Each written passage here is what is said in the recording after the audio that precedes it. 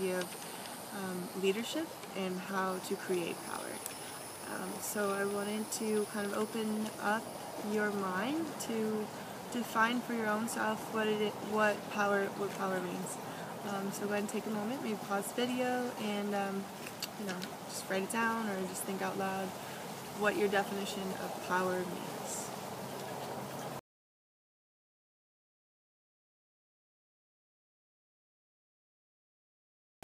So I have a few here. The power is to have the ability or to direct or influence the behavior of others or the course of events.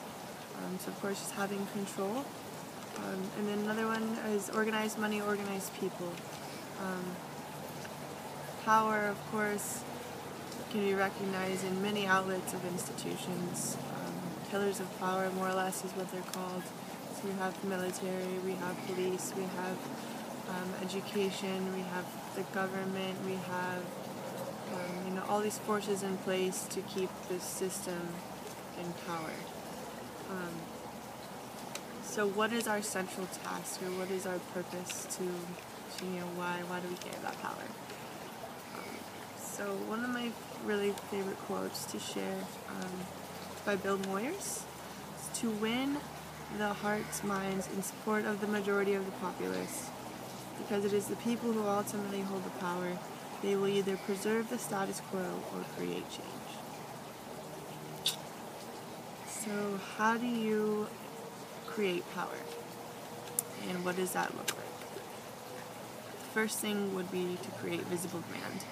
So we've seen boycotts, we've seen riots, we've seen sit-ins, blockades, people just overthrowing, their own government. Not much have I seen that, overthrown the American government yet, but we'll see it. You can also build power by supporting the development of the next generation of leaders, which would be you and I alike.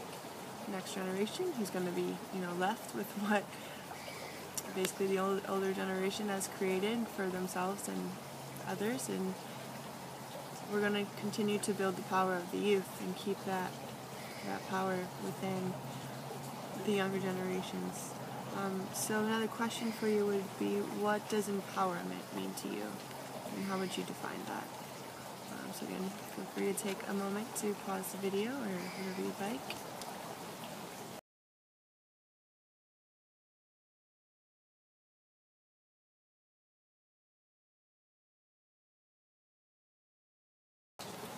Again, empowerment to me is our own authority, authentic power, and its increased degree of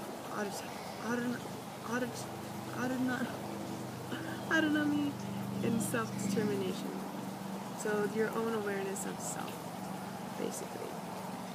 And again, when you step into that realization of the power that you hold within, when everything is aligned where you need to be, and you're able to express, your feelings in a way that people can resonate with, and truly begin, that's when you're kind of empowered to make a difference and, to rise up, to change someone's mind, or way of thinking, more or less. Because a lot of us are just so structured in the way that we think, based on the beliefs and value systems that we've been conditioned around and with, which, isn't necessarily a bad thing in any way, because it has led us to where we are today. But recognizing that when it stops you from taking action versus inaction, what you need to do to make that change. And today, we're experiencing some serious issues where we need people to stand up for what they believe in, whether that's clean water, clean air, a God, no God. We're all here together, and we need to appreciate and understand that we need each other to fix this issue, and it's not going to happen overnight by any means, because it didn't happen overnight to get to where we are.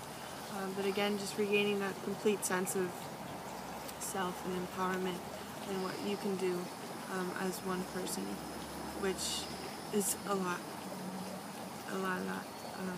We have technology, we can reach out to people, With 7.5 billion of us on this planet, there's really just no excuse for the action that we should and need to be taking to further our own, experiences and infinite possibilities of opportunities for creating a better world.